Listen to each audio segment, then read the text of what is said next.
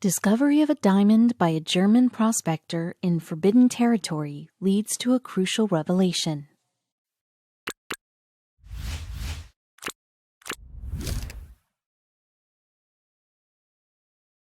This story started a century ago when a German prospector stumbled upon a diamond in the Namibian desert. It was nothing short of a miracle.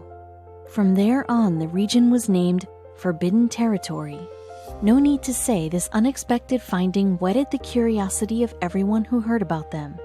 A diamond company sent some miners to mine the region in search of diamonds. However, the real surprise came a century later when a miner found a copper ingot. The territory was concealing a huge treasure. It all began in 1908. A German prospector made an unexpected discovery when he found a diamond in the Namibian desert. The region was then labeled as Forbidden Territory. The incident was followed by Germans' entry into the desert in search of more diamonds. However, little did anyone know that this mysterious desert was concealing something way more than that. Hundreds of years down the line, and the territory has seen lots of mining by the Namibian government and diamond company De Beers. They've been running a joint operation in the region. However, German prospectors had no idea that the very place they were probing on was hiding an unimaginable mystery. A miner, while working, found something unexpected buried inside the soil of the desert. Something that had been out of view for almost half a millennia. The man was looking for diamonds when he stumbled upon some odd items that looked nothing like diamonds but held a great significance. The discovery was made in April of 2008. The man was not sure what he had found, as it was spherical in shape. It definitely did not look natural. Perhaps the object was a part of something bigger. Whatever it was, the object was very confusing, and he needed to find out what it was. The man finally understood that he was holding a copper ingot in his hand. Interestingly, the ingot had a trident shape marked on it. Well, this unexpected discovery really piqued his interest, and he began looking for more ingots. If we believe experts, in ancient times this ingot was taken in use for the trading of spices in the Indies. This took place at the starting of the 16th century. However, this assumption does not justify its presence in the middle of the desert. What was it doing there? On further investigation, miners learned that the symbol was used by Anton Fugger, who happened to be the richest financiers belonging to Renaissance Europe. This much information was not enough to understand why it was there. The miners, unaware of the treasure hiding beneath the sand, decided to find out more with the help of bulldozers. The earlier discovery of a diamond had already made this place very popular, and now the discovery of ingot had only added to the mystery. Workers found many things under the sand. They went on discovering pipes, wood, metal, and instruments that could be used on a ship. The miners, who were working for a company called Namibian Diamond Corporation, could not understand what that was. They informed the company about their strange find. It was then Dieter Nolli got a phone from the Namibian Diamond Corporation. The company wanted him to work with them and unravel the mystery sprawling over the desert. Nolli, who initially got surprised by the finding, sensed that this case was somewhat different. Well, the call did change his life. The geologist told him about all the weird stuff they found on the surface of the beach. They had discovered woods, copper half-sphere, pieces of metal, and maybe copper or bronze pipes. They also sent him mail bearing the picture of one of those pipes. Luckily, Nolli found out that it was a piece belonging to 16th century artillery. I phoned Chief Geologist Jürgen Jacob back and told him that said pipes were in fact rather old breech-loading cannons. How old, he wanted to know. 1535, give or take 2 months, I suggested. Since the ship wound up being from 1533, that was a pretty close guess. Chief Archaeologist Dr. Nolli said, "It just looked like a disturbed beach, but lying on it were bits and pieces." He initially thought, "Oh, no, this is definitely a shipwreck," But how is it different from all the other ships? Well, keep reading to know more. For your information, the area is occupied with many shipwrecks. However, all of these shipwrecks are recent as they sunk only in the last 120 years. The oldest shipwreck they could find in the region was the Vlissingen, which was washed away in 1747 at Mao Bay. Noli also said, "Once there, the copper half-spheres had me flummoxed. But then I saw the wooden stock of a matchlock musket lying at my feet.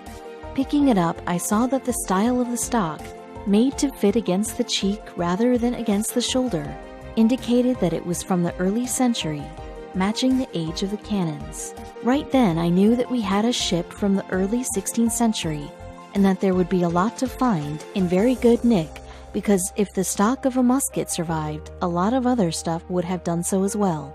Once the man realized what he had found, he decided to go on with the investigation.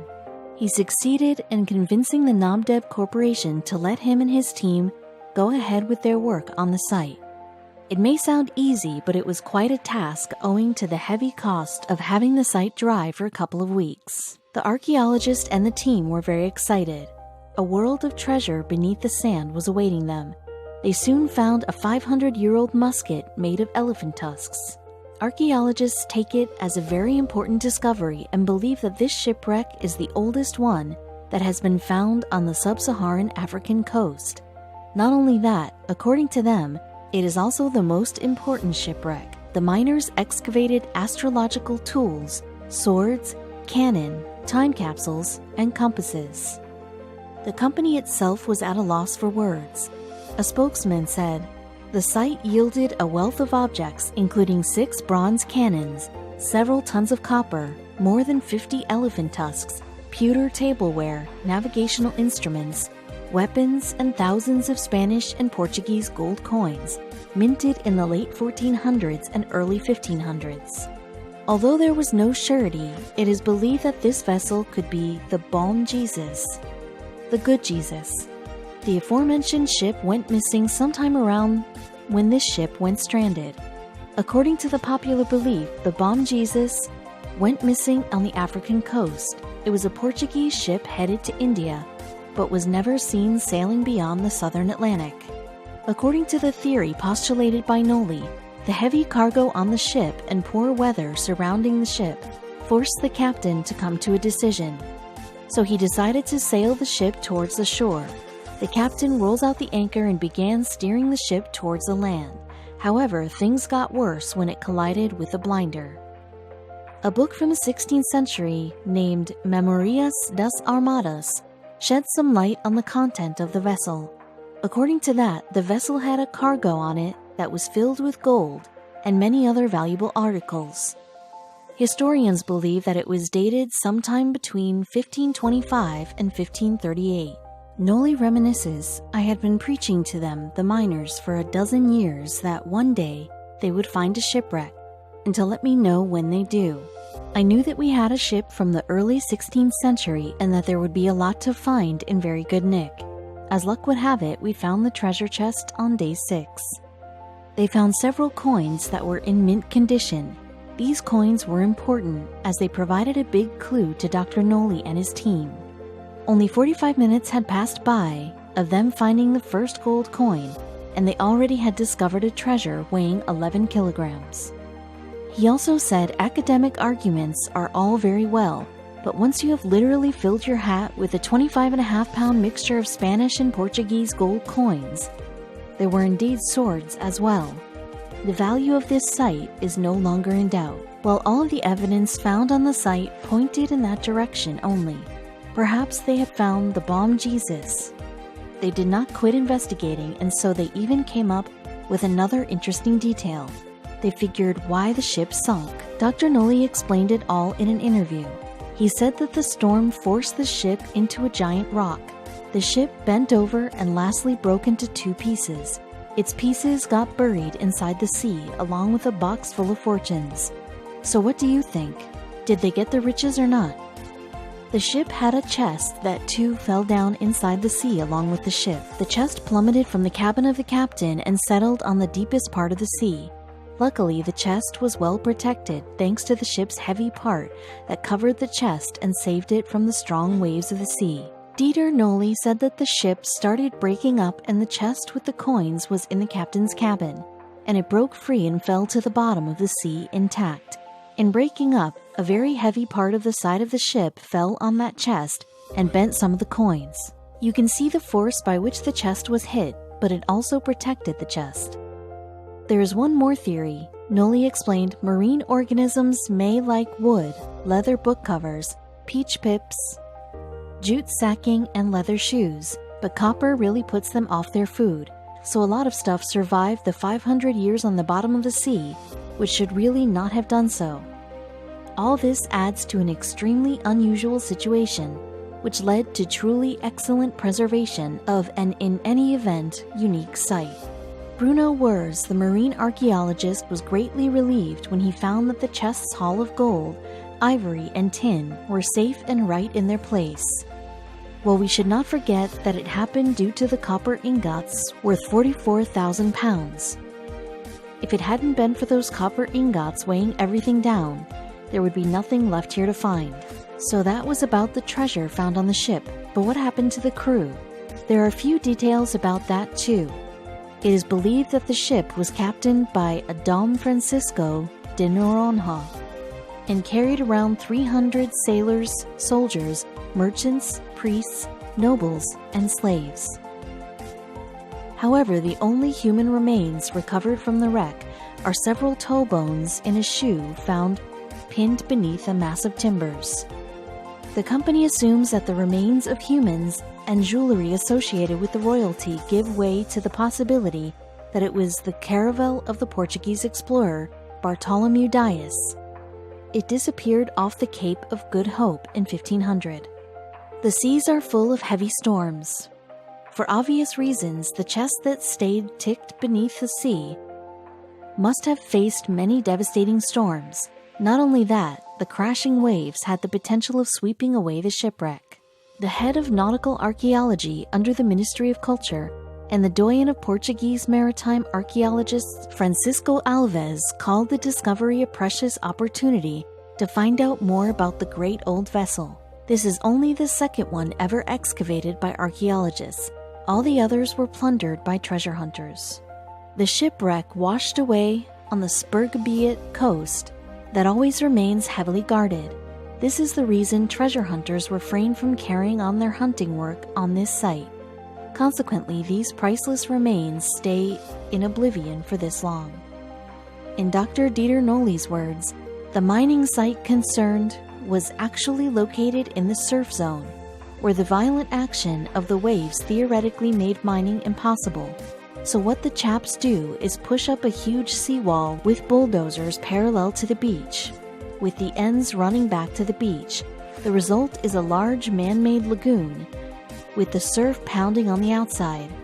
Then they pump the seawater out of the lagoon. The Namibian government officials and De Beers have quit working on the wreck site in search for diamonds and now is assisting in the archaeologists to dig out more pieces of history. The historians found out many interesting objects on the diamond shipwreck, which means that the coming years were completely packed with the study of those objects. These objects were going to reveal a great deal about the Portuguese trading vessel, rigging, design, and evolution. Manchester University's professor Timothy Insole explains, "This is a very significant find, particularly the supporting items like the religious artifacts and clothing, which can give us fascinating insights into what was a very important period of history." Ancient origins stated on the discovery. The gold was in the form of coins, more than 2,000 in total, mainly Spanish excelentes bearing the likeness of the monarchs Ferdinand and Isabella, but also some Venetian, Moorish, French, and other coinage. Insole shared, Portuguese sailors were on the cusp of opening up the known world around 1533, but historical sources have been limited in describing everyday life. The mix of discoveries is particularly impressive, and the bones can give archaeologists an idea of the sailors' typical diet, for example. While it is of course the gold that grabs the headlines, the other items found on the ship are potentially even more exciting going forward. The responsibility of protecting the remains of the shipwreck is on the diamond mine security. They have kept muskets, cannonballs, timber, and swords damp just like they used to be since the 16th century. Notably, these remains have been kept in a secretive location. So who is going to get all these gold? The answer is the Namibian government. The Namibian government, every single coin, Noli explained. That is the normal procedure when a ship is found on a beach. The only exception is when it is a ship of state. Then the country under whose flag the ship was sailing gets it, and all its contents. And in this case, the ship belonged to the King of Portugal, making it a ship of state, with the ship and its entire contents belonging to Portugal. The Portuguese government, however, very generously waived that right, allowing Namibia to keep the loot. The ship is one of the most amazing discoveries in history, so there are talks that the government might change the site into a public museum for people to see the magnanimous pieces of shipwreck that stayed hidden beneath the sand for about half a millennia. The ship is actually going to assist a lot in learning about the lives of that era. Along with the ivory and gold, the ship also contained cooking items and sailing instruments that will help researchers in finding a lot more about the custom prevalent on the ship and what kind of luggage one carries that help them on journeys of this sort. So how do you like this thrilling story? It is amazing how an accidental discovery led to the world's most important discovery of all time. Whoever was a part of this venture still cherishes the moments when they kept on finding new things every day.